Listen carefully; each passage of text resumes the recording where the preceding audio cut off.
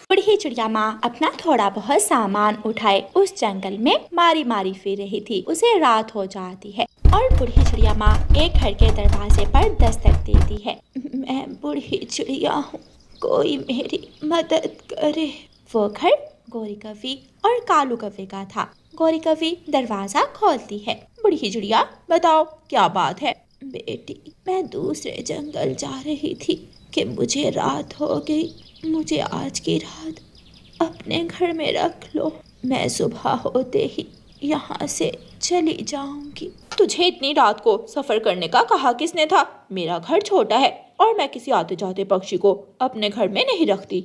जाओ यहाँ से, मुझे सोने दो। बूढ़ी चिड़िया माँ मायूस होकर वहाँ से चली जाती है। बूढ़ी चिड़िया थोड़ी दूर जाकर एक पेड़ की डाल पर बैठ जाती है। रानू चिड़िया का घर भी पास ही था। रानू चिड़िया अपने घर की खिड़की से बूढ़ी माँ को पेड़ पर बैठी हुई देखती है। गुड़िया बेटी, वो सामने एक बूढ़ी चिड़िया पेड़ पर बैठी हुई है। शायद वो बेघर है, आप उसे अपने घर में बुला लाएं। गुड़िया अपने घर से निकलती है और बूढ़ी चिड़िया माँ के पास जाती है। माँ जी, आपको मेरी मम्मा बुला रही है।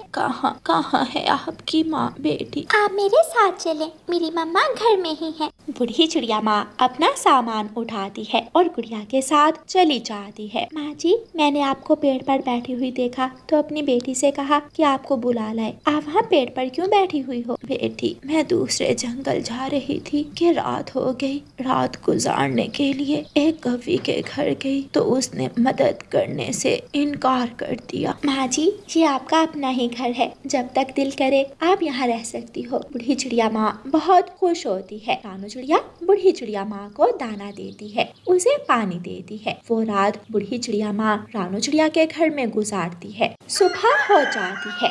बेटी, अब मैं जाती हूँ, मुझे बहुत दूर जाना है। माँ जी, अपना ख्याल रखना। बेटी, ये एक बीज है, ये साधारण बीज नहीं है। आप इसे अपने आंगन में बो देना, काम आएगा आपके। बूढ़ी चिड़िया माँ वो बीज रानू चिड़िया को देकर वहाँ से चली जाती है। मम्मा दे, मैं ये बीज आंगन में बो देती हूँ। गुड़िया अपनी मम्मा से वो बीज लेकर घर से थोड़ी दूर जमीन में दबा देती।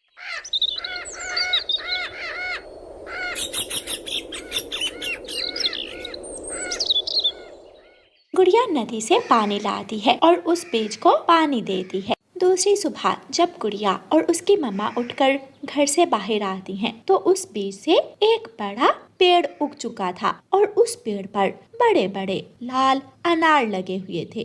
गुड़िया और उसकी मम्मा को अपनी आंखों पर विश्वास नहीं हो रहा था। ये कैसे हो सकता है? क्या मैं सपना देख रही हूँ? गुड़िया बेटी, वो बूढ़ी चिड़िया माँ हमारी परीक्षा लेने आई होगी, इसलिए उन्होंने हमें ये बीज दिया क्योंकि हम उनकी परीक्षा में पूरी उतरी। मम्मा चिड़िया उस पेड़ से एक अनार तोड़ती है। दोनों माँ बेटी वो अनार खाती हैं।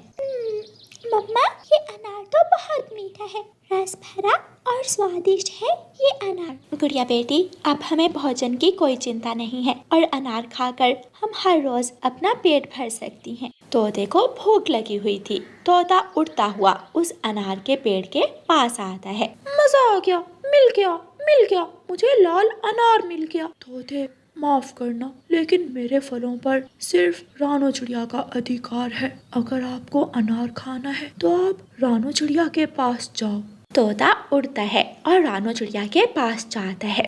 रानो बहन, मैं पेड़ से अनार लेने गया था, लेकिन पेड़ ने मुझे अनार तोड़ने से मना कर दिया और आपके पास भेज दिया। तोते, चिंता ना करो, ये अनार का पेड़ हम सबका है। रानू चिड़िया तोते को एक बड़ा अनार दे देती है। तोता वो अनार लेकर खुशी खुशी वहाँ से चला जा रहा है। शाम के बाद गोरी कौवी उड़ती हुई उस पेड़ की तरफ आती है। मेरे घर के पास ही अनार का पेड़ है और मैं दाना ढूंढने के लिए मारी मारी फिर रही हूँ। मैं इस पेड़ से अनार तोड़ लेती हूँ। गोरी कौवी उस पेड़ से अनार तोड़ने लगती है तो वो पेड़ गोरी कौवी से भी वही बात करता है। कौवी, मेरे अनार सिर्फ रानू चिड़िया के लिए है। अगर अनार खाने को मन है तो आप रानू चिड़िया के पास जाओ। मैं कौवी और वो चिड़िया, मैं उस चिड़िया से पूछकर अनार नहीं तोड़ूंगी, मैं लूंगी, मैं अनार जरूर लूंगी। गोरी कौवी उस पेड़ से एक अनार तोड़ लेती है। घर जाकर जब गौरी कवि वो अनार खाने लगती है तो वो अनार बहुत ज्यादा खट्टा और बेस्वाद था।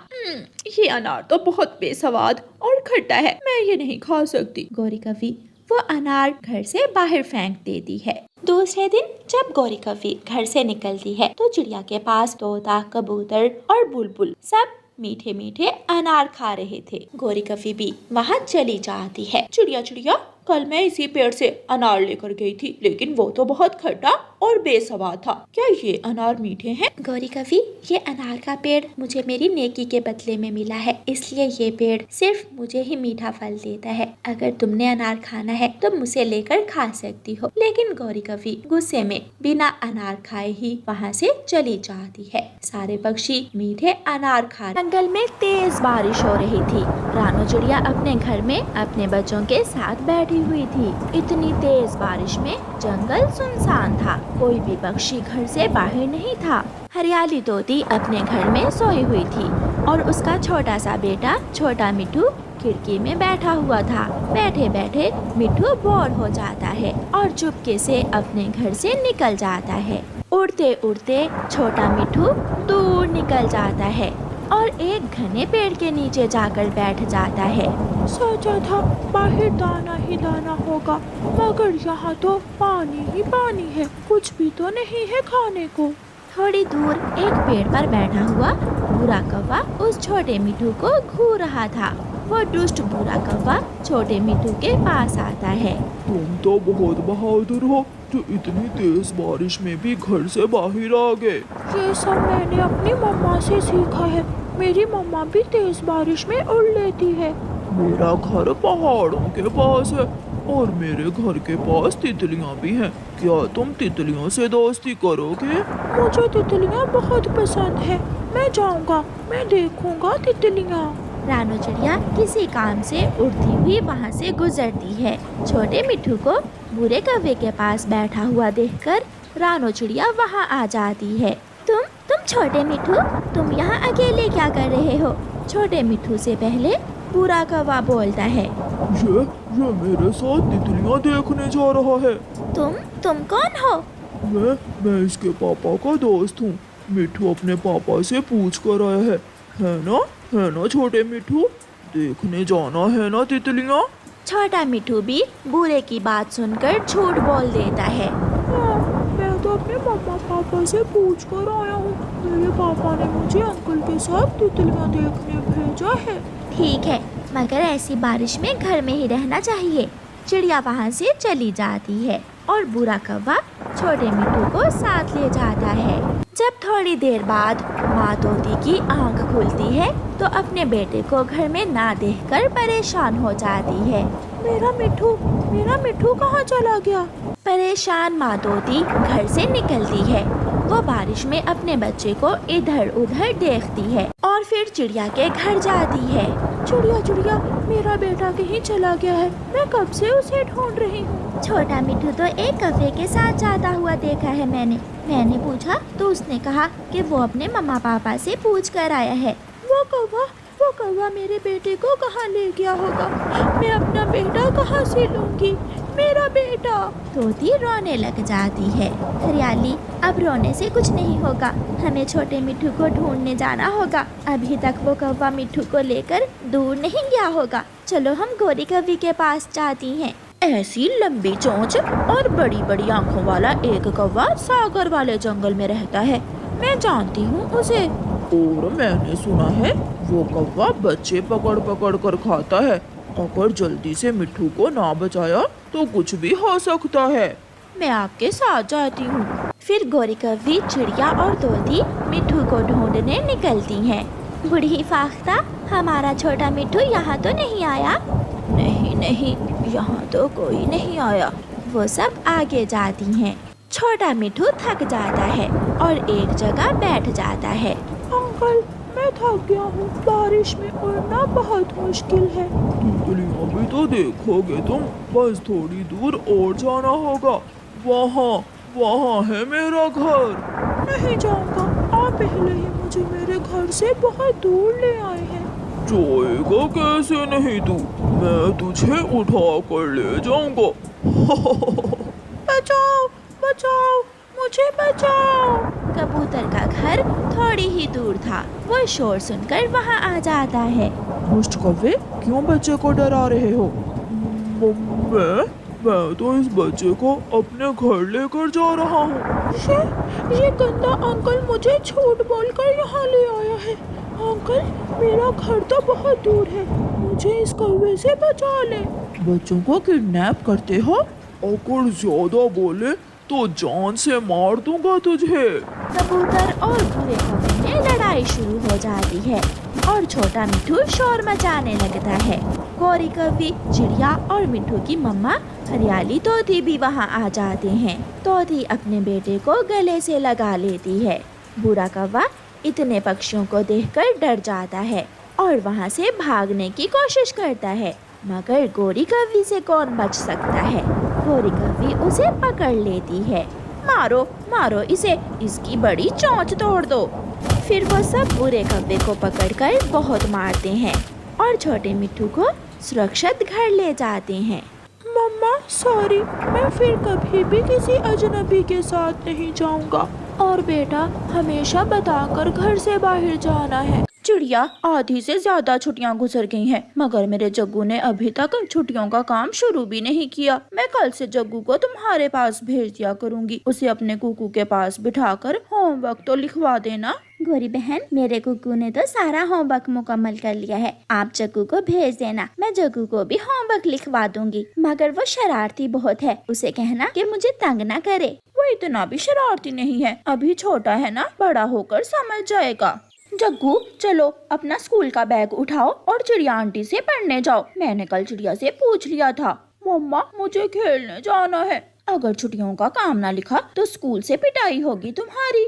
किसी तरह भी गोरी जग्गू को चिड़िया के पास पढ़ने भेज ही देती है। वहाँ बैठ जाओ बेटा चटाई पर, और सुनो, कोई शरारत ना करना, आराम से बैठकर अपना होमवर्क कंप्लीट करो, मैं बाद में चेक कर लूंगी। जग्गू जग्गू, मैंने तो अपना सारा छुट्टियों का काम लिख लिया है। कुकू कुकू यार, मेरी एक कॉपी का काम तुम लिख दो। नहीं जग्गू, तुमने आते ही चीटिंग शुरू कर दी, अपना काम तुम खुद लिखोगे। फिर जग्गू अपनी कॉपी पेंसिल लेकर बैठ जाता है। कुकू बेटा, मैं नदी से पानी लेकर आती हूँ, आप जग्गू भाई के पास बैठो। मम्मा चिड़िया नदी से पानी लेने चली जाती है। चिड़िया के जाते ही जग्गू अपनी कॉपी पेंसिल एक तरफ रख देता है। कुकू, चलो छुपन छुपाई खेलते हैं। मगर तुम्हारा होमवर्क अभी बाकी है। यार, तुम चिंता ना करो, मैं लिख लूंगा। फिर कुकू और जग्गू खेलने लगते हैं। तुम बाहर जाकर पेड़ के पास खड़े होकर 10 तक गिनो और मैं छुपता हूँ। मगर घर से बाहर न जाना, तुम घर के अंदर ही छुपोगे। कुकू बाहर पेड़ के पास जाता है। 1 2 3। सबसे पहले आंटी चिड़िया की फ्रिज चेक करता हूँ, इसमें क्या है। जग्गू कौवा चिड़िया की फ्रिज खोलता है और फ्रिज में रखे हुए सारे ही जूस पी लेता है और फ्रिज के पीछे ही छुप जाता है। मैंने देख लिया। जग्गू जग्गू, तुम वहाँ हो, फ्रिज के पीछे। ऐसे खेलने के बाद, फ्रिज से जूस पीने के बाद जग्गू अपने घर चला जाता है। मम्मा चिड़िया भी नदी से पानी लेकर आ जाती है। अरे जग्गू कहाँ गया बेटा? मम्मा, वो तो अपने घर चला गया। थोड़ी देर बाद जब मम्मा चिड़िया फ्रिज खोलती है तो फ्रिज में जूस नहीं थे। कुकू बेटा, ये जूस आपने पिए हैं क्या? मम्मा, नहीं तो।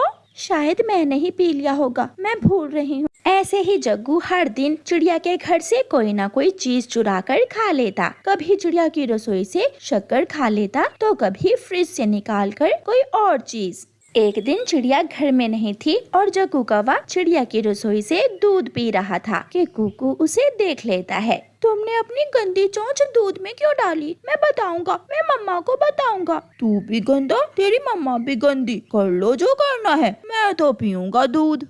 इसी बात पर दोनों में लड़ाई शुरू हो जाती है। जग्गू बड़ा था, वो कुकू को मारता है और अपना बैग उठाकर भाग जाता है। मम्मा चिड़िया जब आती है तो कुकू रोते हुए अपनी मम्मा को बताता है। मम्मा मम्मा, उसने जग्गू ने मुझे मारा है, वो रसोई से दूध पी रहा था, मैंने मना किया तो मुझसे लड़ाई शुरू कर। मुझे तो पहले ही पता था उस शरारती कौवे के बच्चे का, मैं अभी उसकी माँ को बता कर आती हूँ। मम्मा मम्मा, मुझे चिड़िया ने भी मारा है और उसके बेटे ने भी बहुत मारा है। चिड़िया भी आ जाती है। गोरी बहन, तेरे जग्गू ने मेरी रसोई से दूध भी पिया और मेरे कुकू को भी मारा है। क्या हुआ जो थोड़ा दूध पी लिया? तू चिड़िया अपनी औकात से बाहर ना हो। 4 जमातें क्या पढ़ ली तूने? तू तो सच में उस्तानी ही बन गई। देखो मार मार कर मेरे बेटे का क्या हाल कर दिया है, और ऊपर से आई है शिकायत लगाने मेरे बेटे की। जग्गू चिड़िया की तरफ देखकर मुंह चढ़ाता है।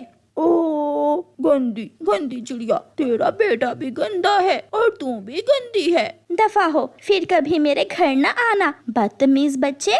चिड़िया गुस्से में वहाँ से चली जाती है। गोरी कौवी अपने बेटे को समझाने की बजाय उसे और खराब कर रही थी।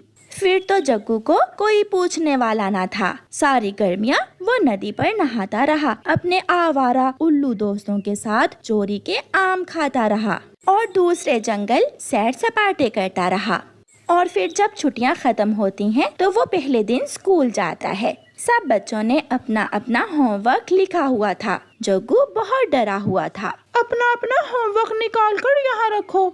सब बच्चे अपना अपना होमवर्क तोते टीचर को चेक करवा देते हैं। शाबाश, कुकू ने तो अपना होमवर्क बहुत सफाई से लिखा है। और जग्गू, तुम्हारा होमवर्क कहाँ है? मगर जग्गू चुप था। मैंने पूछा तुम्हारा होमवर्क कहाँ है? टीचर टीचर, मैं खेलता रहा और आवारा घूमता रहा, इसलिए मैंने अपना होमवर्क नहीं लिखा। तुम्हारे जैसे आवारा बच्चों के लिए मेरे स्कूल में कोई जगह नहीं है। तोता टीचर जग्गू को स्कूल से निकाल देता है। जब जग्गू घर जाता है तो गोरी बहुत परेशान थी और अपने किए पर पछता रही थी। मगर अब पछताने का क्या फायदा, समय तो गुजर चुका था।